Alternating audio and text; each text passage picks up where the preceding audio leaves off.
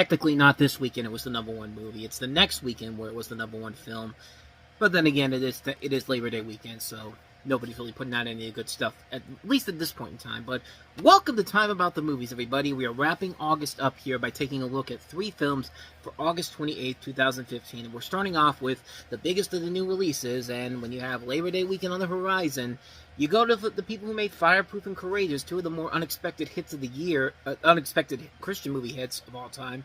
And you got their latest film, War Room, which, not surprisingly, was also a massive hit, grossing over $74 million worldwide on a $3 million budget. And, of course, it's one of those movies where regular critics snocked at it and went like, what the fuck is this? And then Christians were just like, oh, no, it's an amazing, amazing movie. So what is this movie about? War Room follows Tony and Elizabeth Jordan, a couple who seemingly have it all. Great jobs, a beautiful daughter, their dream home, but appearances can be deceiving. In reality, their marriage has become a war zone and their daughter is collateral damage. With guidance from Miss Clara, an older, wiser woman, Elizabeth discovers she can start fighting for her family instead of against them. As the power of prayer and Elizabeth's new energized faith transforms her life, will Tony join the fight and become the man he knows he needs to be? Together, their real enemy doesn't have a prayer. So yeah, I haven't seen this movie, nor have I seen Fireproof, nor have I seen Courageous, so I can't say for certain if this is a good movie or not, but, hey, Christian people seem to like it, so, I mean, I don't know what else you need me to tell you, but I will probably tell you this, it probably is the best overall movie of this weekend in general, because of the other 2 films that we're going to get to here, but then again, that's really not saying all that much, because this is still the dumping period, where studios are putting out the films that they don't really believe in, so take my word on that. So let's go ahead and move on to one of those movies, and that is Owen Wilson, Lake Bell, and Pierce Brosnan starring in the action thriller No Escape. Go, go, go! Let her go! A fight for survival. We gotta get over to that one. We gotta do it, okay? No Escape, rated R, theaters everywhere, August 26th. I'd like to think that Owen Wilson had no idea that somebody was going to catch his daughter, and he just threw her off the building, possibly to her death. I mean, that would make this movie a little bit more intriguing, but, hey, Owen Wilson's back in a more serious movie. Probably the first time since Behind Enemy Lines. But Behind Enemy Lines at least had a gimmick to it that kind of made it fun. Not great overall. It had Gene Hackman, too, but, and to be fair, this one isn't terrible, and considering the director of this, who also did Quarantine and Devil, yeah, this definitely is a much better movie than that. So this is the story where you have an American expat engineer trapped with his family in a fictional Southeastern Asian country during a violent uprising. And it was filmed in Thailand and uses Lampang tourist-friendly North regions. And, of course, Pierce Brosnan is also in the movie playing the guy that's trying to get them out of there. And, yeah, it's not a bad movie. It's just kind of a forgettable movie. I mean, it's a movie where, you know, you see Owen Wilson in so many comedies, you see Lake Bell in so many comedies, that you see him in a serious movie like this, it's just kind of like, okay, when's that record scratch going to turn, and it's going to show that, you know, this is all meant to be hilarious, and it never kind of shows up in this movie here in general. It just kind of feels like there is an idea that kind of works here. There is an intriguing idea of this family trapped during this uprising that happens, and so you're trying to figure out how are they supposed to get out of here.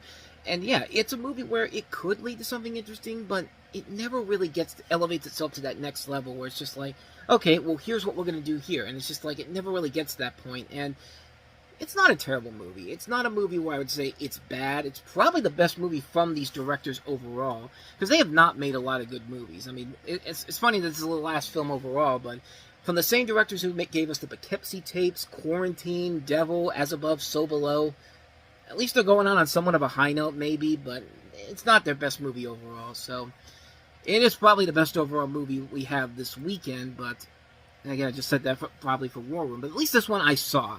And I did see our last movie, which, yeah, this one's not getting anywhere near the best of the weekend, nor anywhere near the best for the year in general. It's Zac Efron starring in We Are Your Friends!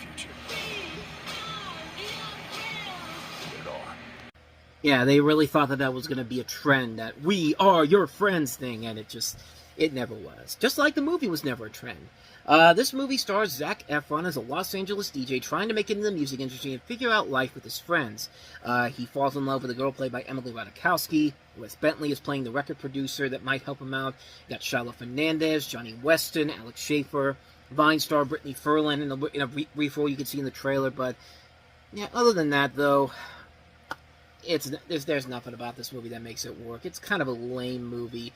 And it mostly just doesn't work simply because we've seen the story done before, much better, and in so many other better films in general. And just like, there's nothing about this movie that makes it stand out or anything. I mean, there's just nothing there. I said Joe Manganiello was in this movie, but no, it was John Bernthal. That was my mistake. But you got Alicia Coppola, Brittany Freeland, I just mentioned, John Abrams, Vanessa Langels, some decent people in here. King Batch, when he was back working on Vine, it was actually really funny.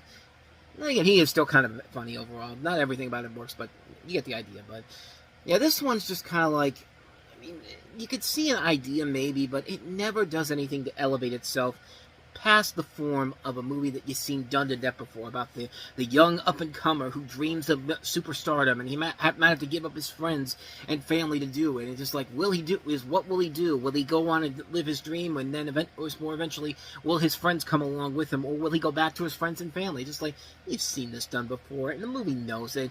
It's not even that long of a movie. It's about an hour and a half long, which is about an hour and a half too much for this goddamn movie. I mean, this thing just...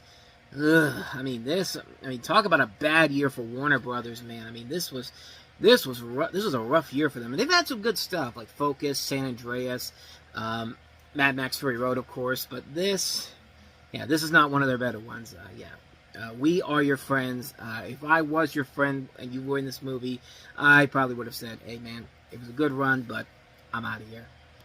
And if you thought this weekend was incredible, don't worry, Labor Day weekend's going to have an incredible amount of films for you to see. I'm, of course, totally kidding, because, next weekend, not a good set of movies here. In fact, there's only two notable ones worth talking about, if that. But you got Robert Redford starring alongside Nick Nolte in A Walk in the Woods, which, would have been an outstanding movie maybe 20 years ago in 1995, not 2015. But you also have The Transporter Refueled. How can you get stupid in the Jason Statham franchise and somehow lose that enjoyment factor? Wait till you see this movie, man. But other than that, though, it's not going to be a great weekend overall to talk about movies in general. But with all that said, though, thank you so much for watching this, and I hope you enjoyed it. If you did, please go ahead and do me the honors of hitting that like button, that subscribe button, and that notification button. Also, don't forget to check out our playlist, and don't forget to check out the previous episode we did. So with all that said, whether it's in the past, the present, or the future, I will see you at the movies. Take care.